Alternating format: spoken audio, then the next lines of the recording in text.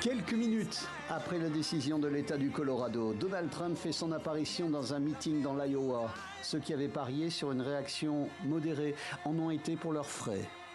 Il n'est pas étonnant que le véreux Joe Biden et les fous d'extrême gauche cherchent désespérément et par tous les moyens à nous arrêter. Joe Biden est une menace pour la démocratie. C'est une menace.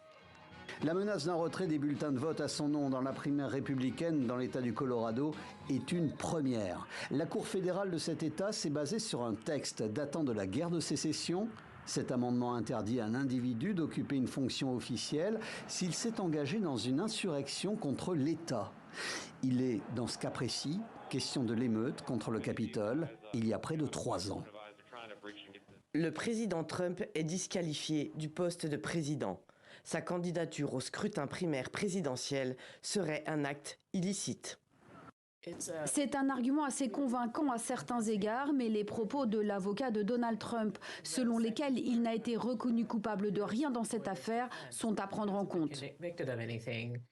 Donald Trump est visé par une enquête fédérale sur l'assaut du Capitole, mais n'a effectivement pas été condamné pour une éventuelle participation à cet épisode. L'entourage de Donald Trump a immédiatement fait savoir qu'il allait saisir la Cour suprême fédérale. L'instance suprême est majoritairement conservatrice. 6 juges ont été nommés par des présidents républicains, dont 3 par Donald Trump lui-même. La décision du Colorado pourrait donc être annulée, mais elle pourrait servir d'exemple à d'autres États. La primaire républicaine débute dans un mois.